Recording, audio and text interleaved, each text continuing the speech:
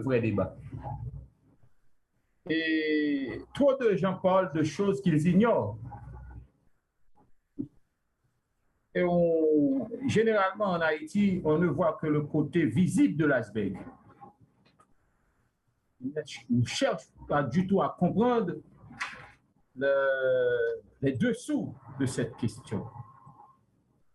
Le peuple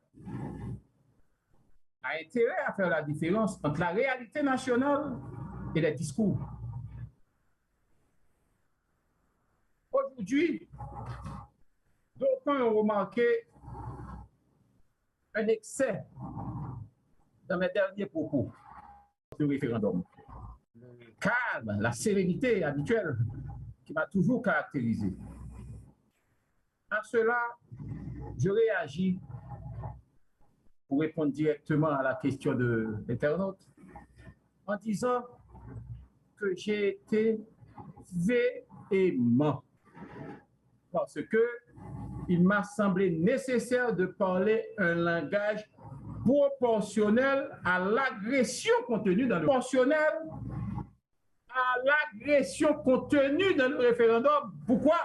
Parce que j'ai insisté auprès du président pour lui dire que faire passer en force un référendum sans élargir la base pour pouvoir discuter de certains éléments contenus dans ce projet de constitution va nous conduire à plus d'instabilité. On a tout intérêt à rapprocher les pôles contraires. Est-ce que je suis pour une nouvelle constitution? Oui, je suis pour. Est-ce qu'on peut utiliser le référendum comme outil pour faire adopter la nouvelle constitution? Je vous réponds. Vous dites que la constitution l'interdit, mais on est en situation spéciale.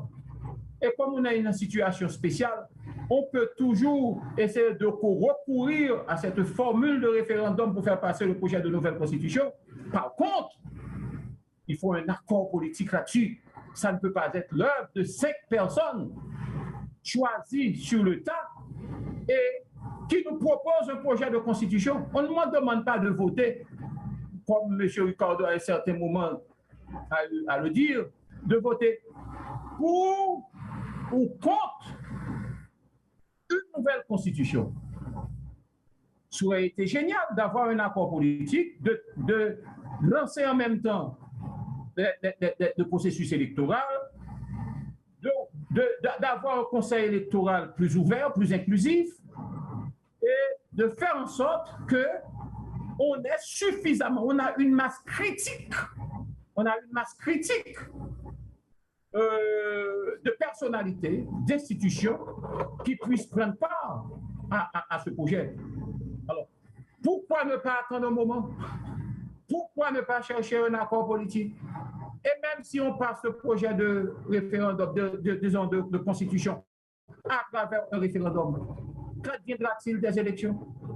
On aura toujours une opposition dure, radicale, en face. Pourquoi ne pas avoir un programme minimal, comme l'a dit Toutouni, un programme minimal sur une période donnée? Pourquoi ne pas prendre son temps et puis faire en sorte qu'on ait une œuvre qui soit proportionnelle à l'attente, aux attentes de la population? Ce que moi je veux. Le pouvoir exécutif, honnêtement, n'a pas ce droit. C'est la Constitution de 87. Tous les arrêtés, tous les décrets par le président, il cite toujours, vu la Constitution de 1987.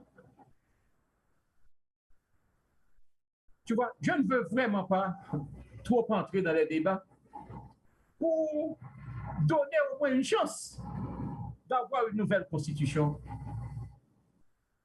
ici, pour mon pays, pour notre pays et pour notre bien, mais il faut une base plus large. Il faut un accord. Et toutes les amis la presse qui est avec nous au matin, c'est toujours un plaisir pour nous recevoir nous. À chaque fois qu'il y a une nécessité pour informer la population sur ce que le gouvernement fait, sur le projet qu'il a exécuté. Je dis assez à Campbell Plaisir de recevoir le secrétaire d'État handicapé qui a bien annoncé un gros projet pour un peu le monde qui est dans le secteur ça, qui concerne le marché du travail. Nous avons bien tout, M. Pascal Chérise, qui a été venu dans nos films CD Haïti, qui a exécuté le projet ça. Mais bien avant, je vais faire un point sur le référendum qui a venu 27 juin, qui a fini là. Dans nos présidents de la République, là, dans nos gouvernements, nous avons félicité tout acteur, tout secteur qui est impliqué dans un bel débat qui a fait sur le nouveau texte constitution.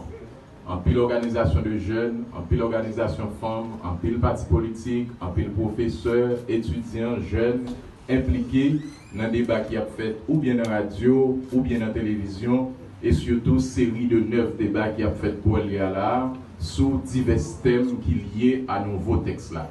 Tant pour régime politique, tant pour décentralisation, tant pour intégration familiale, tant pour intégration jeune, tant pour intégration diaspora. Alors, fondamentalement, comme nous connaissons, texte là, le changement fondamental l'hypothèse, c'est un changement de régime politique. Ça, nous tous comme journalistes, nous tous comme citoyens, souffrons de lire pile dans le pays, côté que c'est le Parlement qui était impliqué dans la question monter gouvernement, mettez pression sur le président. Si vous ne mettez pas X, Y, Z, vous ne pas voter, ça qui vient empêcher le président de faire le travail qu'il te promet dans la campagne. Donc, le régime présidentiel, le nouveau texte l'a proposé, a éliminé le poste Premier ministre. Nous avons gagné un président de la République qui est à la fois chef pouvoir exécutif là, mais tout chef gouvernement. Donc, nouvelle constitution, c'est ça, comme gros changement, gros garantie qui permet l'on président fin fait campagne, il a une vision, il fait population en promesse, le arrivé président, même jour fin prêter serment, la montée gouvernement, demain matin, il commence le travail pour la population en résultat. Donc ça, sont acquis fondamentaux pour que nous engagions, nous continuer à impliquer nous sur route 27 juin et nous connaissons tout le texte là proposé pour familles plus impliquées, pour avoir plus de responsabilité sur le plan politique. Diaspora même c'est pas parler même Jacques jeune tout sans compter en pile l'autre changement qui est vraiment important dans nouveau texte là proposé et nous comptons ouais et nous saluer en pile débat qui a fait sous texte là nous encourager tout secteur continuer à prononcer continuer à faire proposition parce que c'est un exercice démocratique. Aucun peuple pas condamné pour le rester en dedans une constitution pendant toute ville, ça va exister aucun côté. Dès l'instant qu'il y a des problèmes fondamental qui empêche le pays à avancer, eh bien, il est important pour que les acteurs entendent pour changer de direction. Donc, dans ce sens-là, nous avons invité tout acteur, tout secteur, continuer à engager et nous avons dit population 27 juin, ouais, pas ouais, nous avons sorti, nous allons voter oui pour nouveau texte pour que y ait plus d'équilibre dans l'État, pour que les élus aient possibilité pour concrétiser les promesses qu'ils ont fait population dans le cadre de campagne. Sans plus tarder, je vais passer au secrétaire d'État Soigné Désir la parole, qui pourra faire gros annonce nous pour activité qui pourra faire sur route intégrée handicapé au plus, notamment sur le marché du travail. Secrétaire d'État. Moi, toujours attirer l'attention de tous les confrères de la presse sur ça, et je vais faire encore matin. Il faut nous très prudents avec les gens qui vont monter sur les réseaux sociaux. Parce que ça fait partie d'une campagne d'intoxication de l'opinion, des gens qui fabriquent des questions et qui utilisent nos secrétaires d'État, nos présidents, nos premiers ministres. Donc, je pense qu'il faut nous être vigilants parce que ça. Moi-même, téléphone moi à bureau pour l'ouvrir et téléphone est disponible 24/24. Depuis qu'on information, nous avons besoin de vérifier ou bien infirmer ou bien une doute sur lui, relève ou bien écrire, n'a fait, j'en ai habitué faire là. Donc, le président de la République là, c'est un monde qui est très responsable, qui n'a pas jamais écrit ça qui dit. C'est ça que je vais apporter comme élément de précision. Maintenant, pour la déclaration du sénateur Joseph Lambert, c'est très malheureux. Moi, c'est une rare fois, moi, sénateur, qui était allé pour le parler, j'en parler, parce que je connais généralement son monde qui est responsable, qui a l'expérience politique. Je ne vais pas faire commentaire sur ça, je pense que la procédure pour quoi, parce que la prendre compte que la déclaration le fait, elle est inopportune, elle n'est pas en place. L'État prend toute disposition sécuritaire pour que le référendum soit déroulé le 27 juin Élection déroulée en septembre et mandat président qui a fini 7 février 2022, la promettre pouvoir bah, un président qui a sorti dans l'élection. On monde qui dit c'est démocrate, ou doit faire démocratie, ou doit toujours prêt pour aller dans l'élection, toujours prêt pour dialoguer, mais question violence, menace, intoxication, la police avec la justice prend toute disposition pour que la population sorte, à voter, sécuriser le matériel électoral, etc. Merci en pile, rendez-vous pour l'autre fois.